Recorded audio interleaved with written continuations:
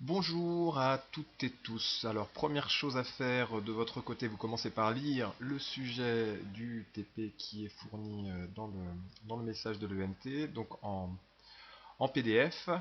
Si vous ne l'avez pas fait, vous mettez sur pause cette vidéo. Pour celles et ceux qui l'ont fait, je vous présente le TP. Donc il s'agit d'un parachutiste qui saute d'un hélicoptère et donc on va s'intéresser au mouvement de ce parachutiste dans une première partie de son saut, c'est-à-dire la partie avant qu'il n'ouvre son parachute. Donc une petite vidéo d'illustration.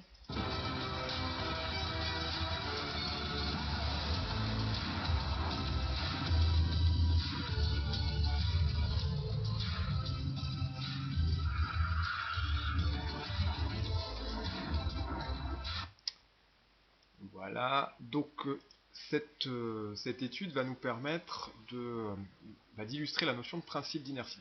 Le principe d'inertie a été, ce qu'on appelle aussi la première loi de Newton, a été énoncé donc par Isaac Newton en 1686, physicien anglais. Il dit que dans un référentiel terrestre, tout corps reste soit immobile, soit animé d'un mouvement rectiligne uniforme, si les forces qui s'exercent sur lui se compensent. Je rappelle qu'un mouvement rectiligne uniforme, c'est un mouvement dont la trajectoire est une droite et dont la vitesse est constante. Alors, on vous présente ici la force de frottement expert sur notre parachutiste. Alors ici par l'air, c'est par n'importe quel fluide, fluides qui sont des liquides ou des gaz. Et donc cette force de frottement augmente quand la vitesse augmente. Donc là, cette première information, enfin deuxième information après le principe d'inertie. Troisième information, vous avez l'évolution de la vitesse du parachutiste lors de son saut, avant l'ouverture du parachute. Donc on voit que la vitesse augmente pendant les 10 premières secondes environ. Et ensuite, à partir de, enfin même, ouais, à partir de la 15e seconde, disons, la vitesse stagne, la vitesse n'évolue plus, la vitesse devient constante. Donc on a deux parties dans cette évolution de la vitesse. Une première partie où la vitesse augmente, disons jusqu'à 15 secondes, et ensuite une seconde partie où la vitesse n'évolue plus, la vitesse est constante. Le mouvement est donc uniforme dans cette deuxième partie. Alors, dans le document 5, on vous présente la manière d'enregistrer une vidéo avec un logiciel gratuit qui s'appelle VirtualDub. C'est ce que vous auriez fait lors du TP si nous l'avions fait en salle 201. Donc alors, première chose, les forces appliquées au système parachutiste. Donc on s'intéresse à notre système parachutiste et on veut voir les forces qui s'exercent sur lui. Donc un petit diagramme objet-interaction permettrait de voir que le parachutiste est en interaction avec la Terre et avec l'air, interaction à distance avec la Terre et de contact avec l'air. Il est donc soumis à deux forces, une force de frottement exercée par l'air sur lui et une force exercée par la Terre, la force d'attraction gravitationnelle exercée par la Terre sur lui, donc on appelle son poids. On vous demandait de qualifier les deux phases du mouvement de ce système au cours de sa descente, donc avant ouverture du parachute. Alors, avant ouverture du parachute, on voit qu'on en a déjà parlé. On a une partie donc entre 0 et 15 secondes où la vitesse augmente et une partie au-delà de 15 secondes où la vitesse n'évolue plus. Dans les deux situations, la trajectoire reste une ligne droite. On considère que le parachutiste chute en ligne droite, ce qui signifie qu'on a un mouvement qui est d'abord rectiligne accéléré, puis on a un mouvement qui est rectiligne uniforme. Donc deux parties dans ce mouvement. Rectiligne accéléré jusque 15 secondes, rectiligne uniforme ensuite, au-delà de 15 secondes. Alors là, on vous disait qu'on allait modéliser le parachutiste par une goutte de permanganate de potassium. Le permanganate de potassium, c'est un liquide violet. Et l'air par de l'huile. Et donc la force exercée par l'huile sur la goutte de permanganate va représenter la force exercée par l'air sur le parachutiste. Et la force exercée par la Terre sur le parachutiste sera remplacée par une force exercée par la Terre sur la goutte d'huile. Donc voilà la vidéo réalisée euh, au laboratoire. Donc vous voyez ici la goutte d'huile qui chute dans l'éprouvette graduée. Vous avez ici deux petits traits qui permettent de faire l'étalonnage. Donc on a une distance fixée entre ces deux petits traits.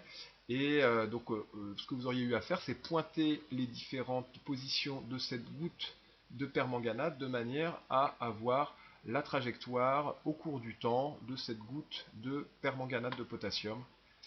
Et donc on aurait ensuite exploité ce graphique. Le graphique, on aurait eu le y fonction du temps.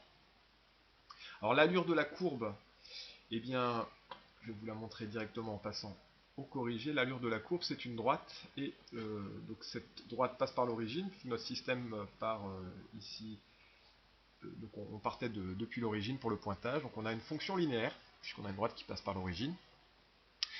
Donc deuxième question, enfin de la deuxième partie, l'unité du coefficient directeur de la courbe. Alors en mathématiques, le coefficient directeur de la courbe, c'est YA moins YB sur XA moins XB. Vous prenez 2 points sur la courbe, un point A, un point B, et pour avoir le coefficient directeur, vous faites l'ordonnée du premier point moins l'ordonnée du second point divisé par l'abscisse du premier point moins l'abscisse du second point. Bah, en physique, c'est évidemment exactement la même chose. Nous, notre ordonnée, c'est une distance, notre abscisse, c'est un temps, c'est une durée. Donc nous avons une distance en mètres divisée par une durée en secondes, ce qui signifie que l'unité du coefficient directeur, c'est en mètres par seconde. Si c'est des mètres par seconde, la grandeur que l'on connaît qui a pour unité le mètre par seconde, c'est la vitesse. Donc ce coefficient directeur représente la vitesse de la goutte. Question 3.3, comment évolue la vitesse de la goutte au cours du temps? Eh bien, on a vu que la droite était une fonction, la courbe obtenue était une fonction linéaire plutôt, ce qui veut dire que son coefficient directeur était constant. Et comme le coefficient directeur c'est la vitesse de la goutte, eh bien la vitesse de la goutte est constante. Et donc ça permet d'enchaîner sur la question suivante, le mouvement, trajectoire et vitesse de la goutte dans le référentiel terrestre. On a déjà dit que la trajectoire était rectiligne, hein, la trajectoire de notre goutte c'était une ligne droite. La vitesse est constante, on l'a vu à la question, aux questions 3.2 et 3.3. Donc on a un mouvement rectiligne uniforme. Et en s'aidant du principe d'inertie, que peut-on dire des forces qui s'appliquent sur le système? Le principe d'inertie, relisons-le ensemble, nous l'avons vu dans le document 2. Donc principe d'inertie énoncé par Newton. Dans un référentiel terrestre, tout corps reste soit immobile, soit animé d'un mouvement rectiligne uniforme si les forces qui s'exercent sur lui se compensent. Donc là, on a vu qu'on avait un mouvement rectiligne uniforme, on vient de le dire, puisque la trajectoire est une ligne droite et que la vitesse est constante. Donc on peut en conclure que les forces qui s'exercent sur notre système, eh bien, se compensent. Alors, pour terminer, un petit exercice qui est très proche de ce qu'on vient de faire. Cette fois-ci, la goutte de permanganate est remplacée par une bille, l'air est remplacé par de l'huile. Et donc on a une chronophotographie de la chute de cette bille dans cette éprouvette. Donc les forces qui s'exercent sur la bille, eh bien, nous avons la force exercée par la terre sur la bille qu'on appelle le poids, nous avons la force exercée par l'huile sur la bille, donc la force de frottement. Deux phases à repérer dans le mouvement, eh bien, jusqu'à la 8e position, donc 1, 2, 3, 4, 5, 6, 7, 8, jusque là, eh bien, on voit que la distance entre chaque image est de plus en plus importante, c'est-à-dire que entre chaque image on a la même durée, hein, la même durée s'écoule entre chaque image prise, et on a une distance parcourue par la bille qui est de plus en plus importante. Donc ça signifie que la vitesse de la bille augmente dans cette première partie, alors qu'au-delà, on voit qu'entre deux photographies de la bille, la distance parcourue est la même, ce qui veut dire que la bille parcourt des distances égales en des durées égales. Donc on a dans un premier temps un mouvement qui est rectiligne accéléré, puisque la vitesse de la bille augmente, et dans un second temps, nous avons un mouvement rectiligne uniforme, puisque la vitesse de la bille est constante et que la trajectoire de la bille reste rectiligne. Pourquoi peut-on considérer que les actions qui s'appliquent sur la bille se compensent lors de la seconde phase? Principe d'inertie, souvenez-vous, si un système est immobile ou en mouvement rectiligne uniforme dans un référentiel terrestre, eh bien ça signifie que les forces qui s'exercent sur ce système se compensent. Dans la seconde phase, nous avons un mouvement rectiligne uniforme, on l'a dit, hein, trajectoire, la ligne droite, la vitesse est constante, donc ça signifie que les forces se compensent. Donc le poids et la force exercée par l'huile sur la bille se compensent. Que peut-on en déduire pour la variation du vecteur vitesse entre deux instants voisins de la seconde phase? Si le mouvement est rectiligne uniforme, ça veut dire que le vecteur vitesse est constant. Ici, ce sera direction verticale, sens vers le bas, norme constante. Si le vecteur vitesse est constant, le vecteur variation de vitesse, ce serait par exemple ce vecteur vitesse ici, moins ce vecteur vitesse là. ou ce vecteur vitesse ici, moins ce vecteur vitesse là. Eh bien, la variation va être nulle, nécessairement, puisque le vecteur vitesse est constant. Si le vecteur vitesse est constant, la variation du vecteur vitesse est nulle. Quelle action l'emporte lors de la première phase? Donc la première phase, c'est les 7 premières images. Donc on a un mouvement rectiligne accéléré, ce qui veut dire que la force orientée vers le bas l'emporte sur la force orientée vers le haut. Le poids est plus important que la force de frottement fluide. Mais comme on l'a vu tout à l'heure, comme la force de frottement est proportionnelle, est liée à la vitesse, plus la vitesse augmente, plus la force de frottement augmente. Donc au départ, la force de frottement est assez faible, mais comme la vitesse de la bille augmente, et bien cette force de frottement augmente, et à un moment elle arrive à être égale au poids. Et dans ces cas-là, on est dans la seconde phase, les forces se compensent, mouvement rectiligne uniforme, et dans un premier temps, donc dans la première phase, le poids est supérieur à la force de frottement fluide de l'huile. Et enfin, deux dernières questions. Je vais passer directement au corrigé pour cela. Donc corrigé que vous avez aussi en PDF, que je vous conseille de re-regarder après cette vidéo. Donc on vous demande d'en déduire une représentation de la somme des forces qui modélise les actions mécaniques agissant sur la bille lors de la première phase. Donc vous avez deux forces à représenter, le poids vertical vers le bas, la force de frottement exercée par l'huile verticale vers le haut.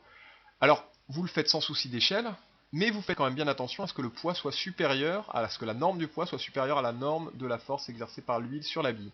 Et donc la résultante des deux forces, la somme des deux forces, ce sera un vecteur vertical orienté vers le bas. Comment varie pour cette phase, donc la première phase, le vecteur vitesse? Eh bien, on a un vecteur vitesse qui est vertical vers le bas et dont la norme augmente. Donc en fait, il varie exactement comme le vecteur somme des forces. Alors, ça, on n'en dira pas plus pour l'instant dans ce TP, on y reviendra un petit peu dans le cours, mais surtout dans le programme de première.